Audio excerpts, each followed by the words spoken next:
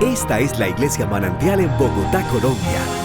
Vivimos apasionados por Dios y creemos en la salvación por medio de Jesucristo. Somos una iglesia que cree en el cambio de nuestra sociedad a través de vidas restauradas, sanadas y lideradas por el poder del Espíritu Santo. Porque mejor es un día en tus atrios que 1000 fuera de ellos. Disfrutamos estar en su casa y ver la obra de sus manos. Bienvenidos a nuestra transmisión en vivo. Saludo a toda la gente que está conectada a través de nuestra página web, donde quiera que usted esté. Un saludo cariñoso y le bendigo, y que Dios le sorprenda abundantemente. Estamos hablando de lo que fue la Reforma Protestante.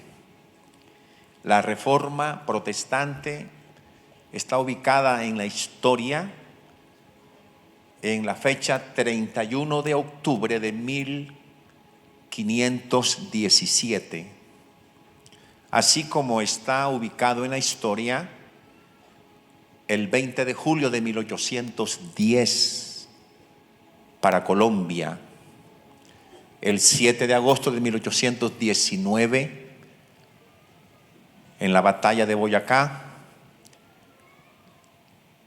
y hasta 1830, 11 años donde Colombia, Venezuela y Ecuador formaron lo que se llamó la Gran Colombia. Está en la historia. Está en la historia el descubrimiento de América en 1492.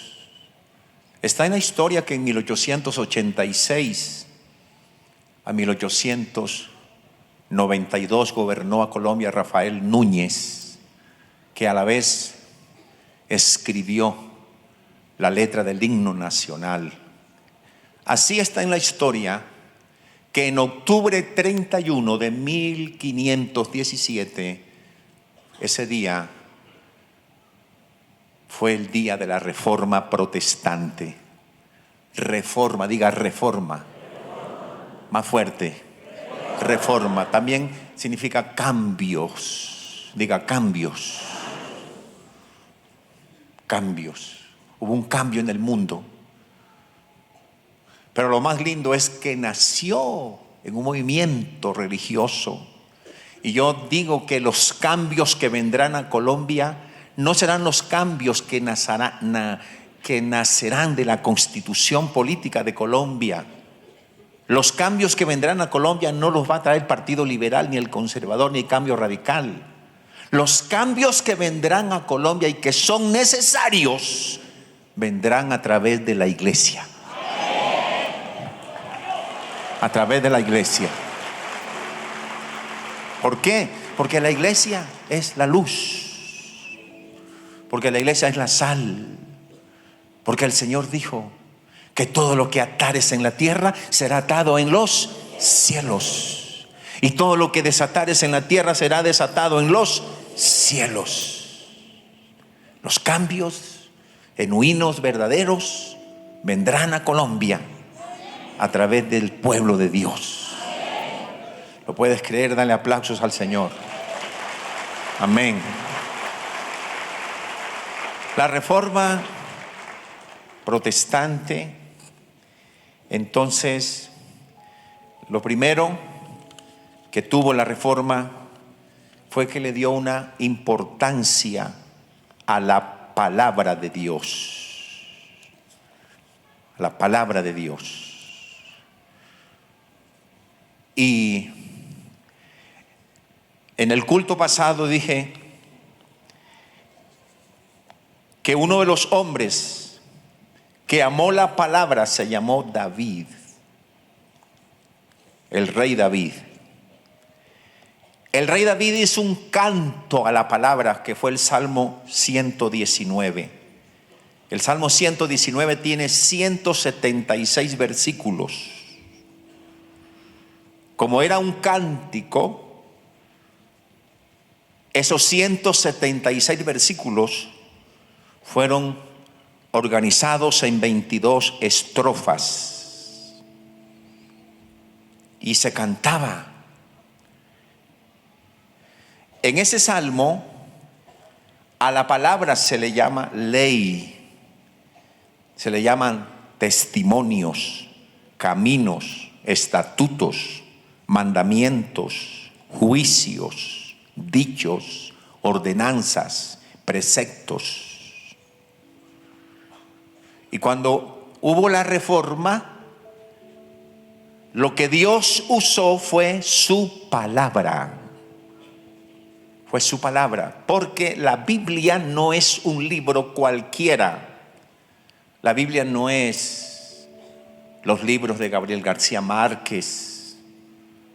El coronel no tiene quien le escriba, 100 años de soledad, la hojarasca, el amor y otros demonios. La Biblia no es un libro así. No es un libro como los de Miguel Ángel Asturias. No es un libro así. La Biblia es única porque es Dios hablándole a la humanidad y hablándole a sus hijos.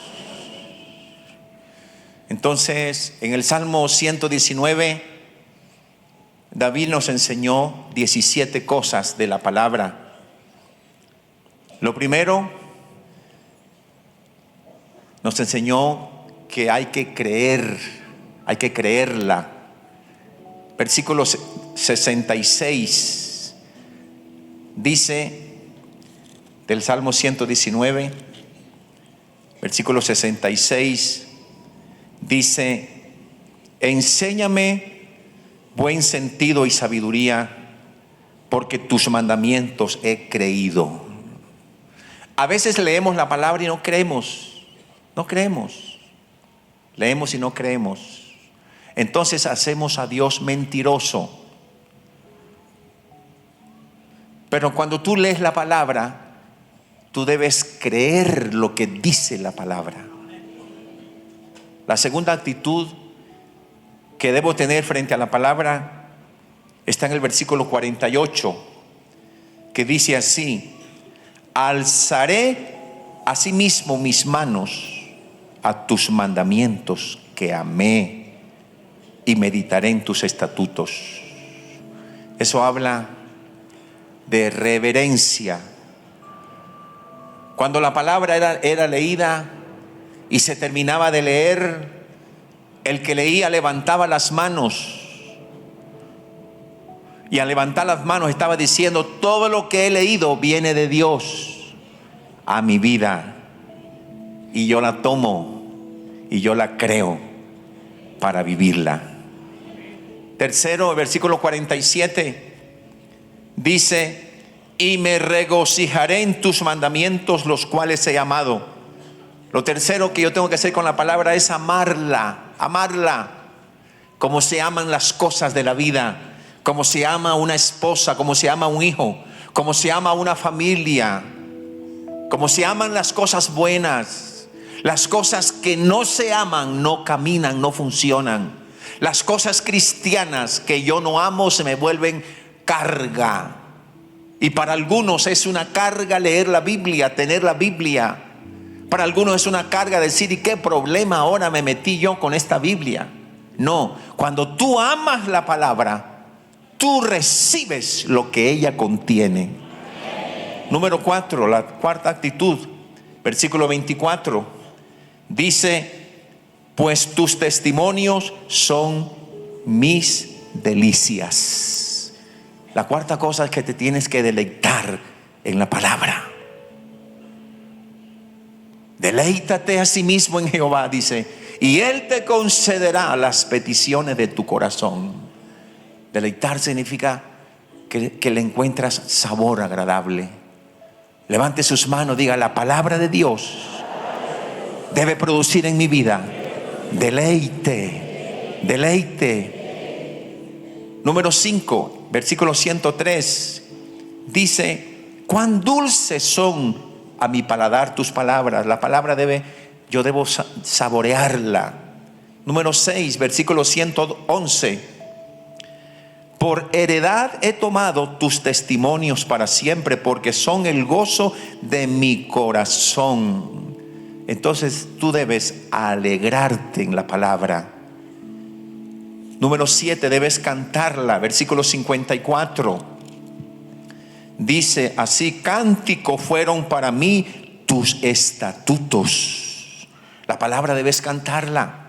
Cuando tú la vas leyendo, el Señor te va a traer una inspiración. Los cánticos que entonamos en la iglesia nacen de la palabra de Dios. Debes cantarla. Número 8, versículo 40. Dice: he aquí yo he anhelado tus mandamientos. Debes anhelar la palabra. Número 9, debes buscar la palabra. El versículo 94 dice así: tuyo soy yo, sálvame, porque he buscado tus mandamientos. Tú debes buscar la palabra. Número 10, debes esperar en ella a través de la oración. Versículo 114: mi escondedero y mi escudo eres tú, en tu palabra he esperado. Te digo esto, hermano: lo que Dios te ha prometido llegará a tu vida. Si alguien lo puede creer, recíbalo ahora. Lo que Dios te ha prometido llegará a tu vida, porque Dios no miente. Tú debes esperar en oración lo que Dios te ha prometido. Levante las manos, diga: este mes yo veré con mis ojos aquello que Dios me ha prometido. Y dele aplausos al Señor. Número 11, debes confiar en la palabra. Versículo 42. Versículo 42 dice: y daré por respuesta a mi avergonzador que en tus palabras he confiado. Tú vas a confiar. El cielo y la tierra pasarán, pero sus palabras, ¿qué? No pasarán. Entonces levante las manos y diga: si Dios lo ha dicho y yo lo creo, se hará realidad.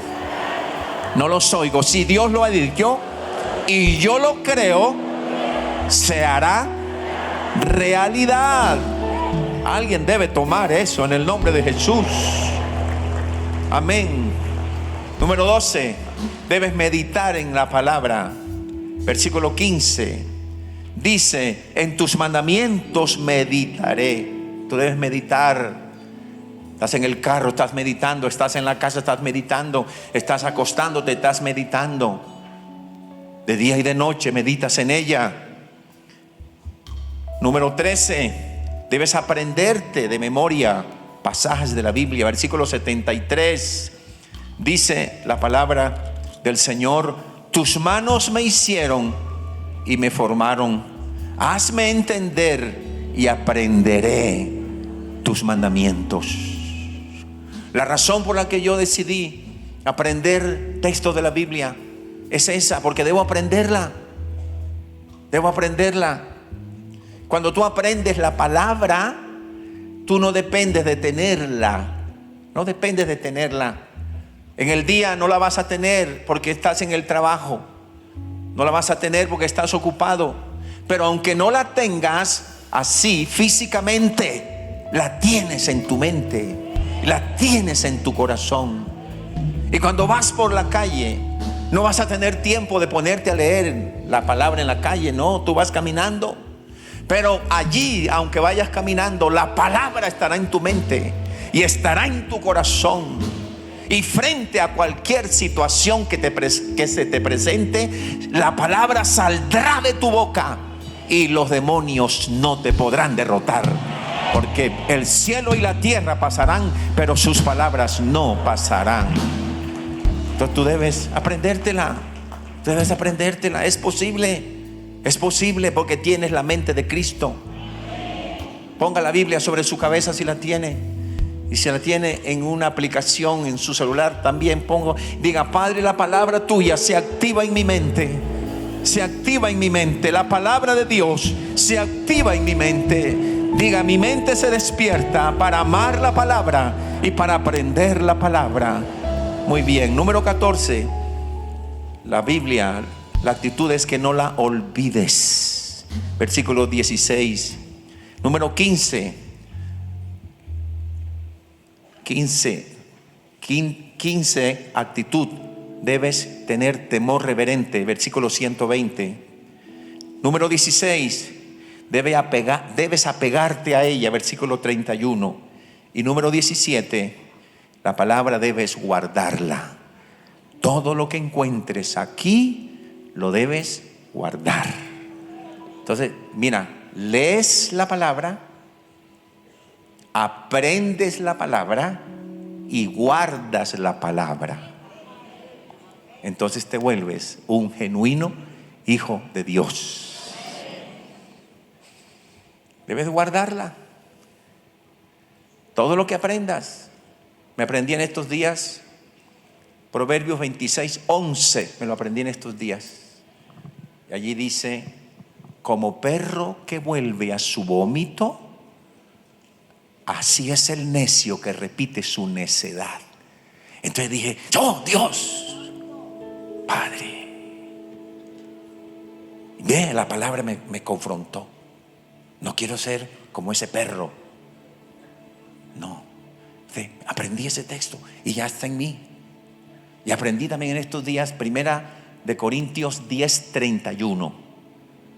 Dice: si pues coméis o bebéis o hacéis otra cosa, hacedlo todo para la gloria ¿de quién? De Dios. Entonces me confronté: ¡oh, santo! Todo lo que yo tengo que hacer es para la gloria de Dios. ¿Sí? Entonces estoy comenzando a guardar.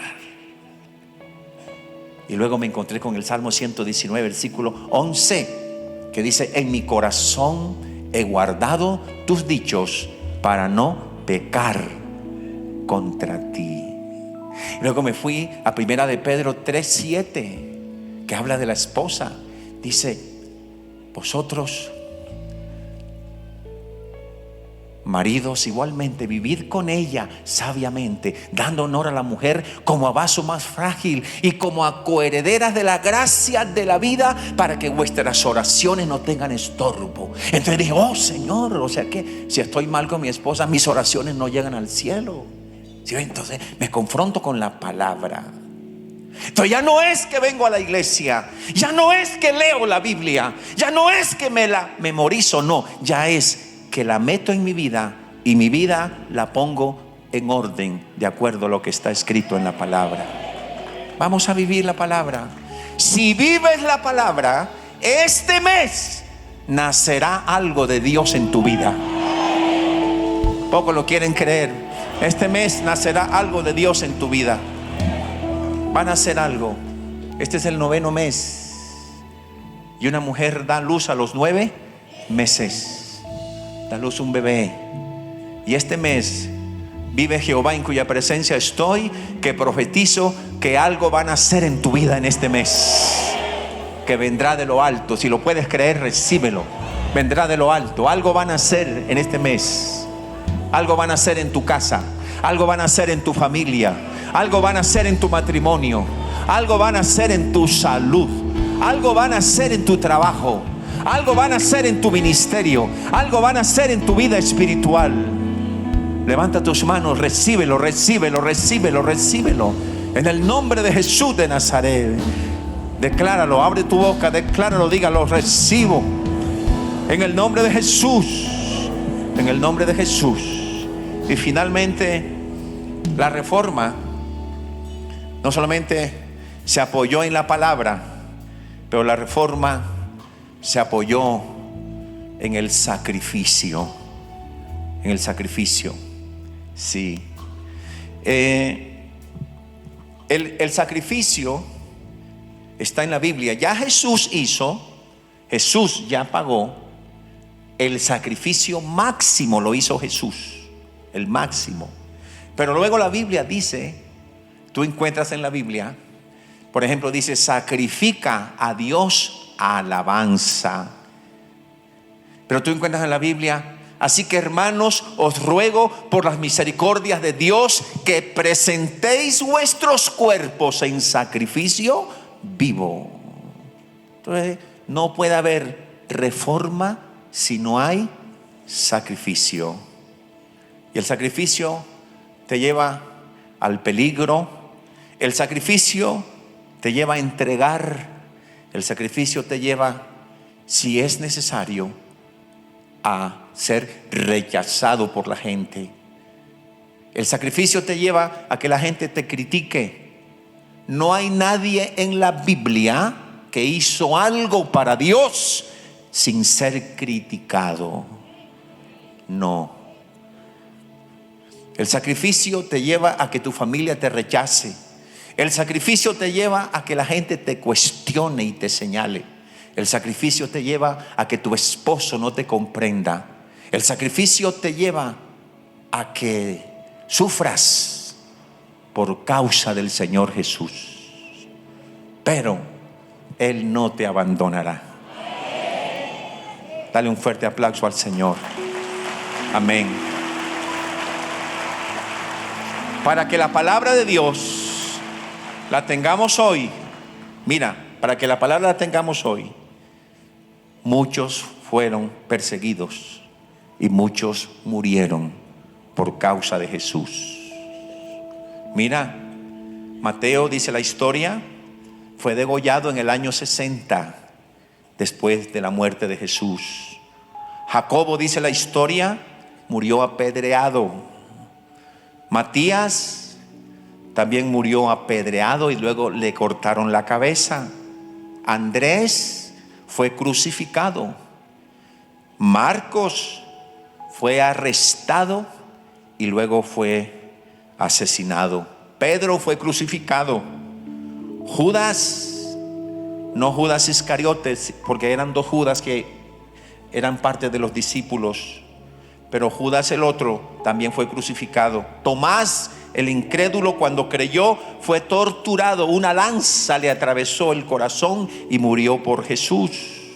Lucas, el que escribe el libro de Lucas y a la vez el libro de los apóstoles, fue colgado en un olivo y murió. Juan, el apóstol Juan, en la isla de Pasmo, antes de ir allá, dice la historia que fue metido en un recipiente de aceite ardiendo y luego lo sacaron y Dios milagrosamente lo guardó, y allá en la isla de Pasmo, con las marcas del dolor en su cuerpo, tuvo la revelación más grande. Pablo fue decapitado. Sí, así pasó también en la Reforma. En la Reforma tenemos a Juan Wycliffe, inglés, 1320 a 1384. Se le llamó el lucero de la Reforma. Si se dan cuenta, fue antes de Martín Lutero. Era teólogo, estudió teología en la Universidad de Oxford, enseñó la palabra de Dios en esa universidad, tradujo la Biblia del latín al inglés, y él tomó esta tarea: que toda persona en Inglaterra pueda leer la palabra de Dios en su idioma original. 30 años después de su muerte, el Concilio de Constanza en 1414 lo declaró hereje. Míreme, había muerto ya, murió. 30 años después fue declarado hereje. No fue declarado mártir, no fue declarado hombre digno de admirar y de respetar. No, fue declarado hereje porque tradujo la Biblia al idioma del pueblo. Y habiendo estado enterrado, lo exhumaron, sacaron sus huesos, los quemaron, cogieron las cenizas y las echaron en el río Swift, y cogieron sus libros y los quemaron. Cuando yo vaya al cielo, seguro que me encontraré con él, porque está allá arriba. Los valientes no son perdedores. Levante sus manos, diga: gracias, Señor, por aquellos que pagaron alto con un sacrificio el precio de amarte y de la palabra. Y dele más aplausos a Él. Amén. Gracias por haber estado con nosotros. Si quieres saber más de nuestro ministerio, visite nuestra página web www.soymanantial.com o a través de nuestras redes sociales en Facebook, Twitter, YouTube y Livestream.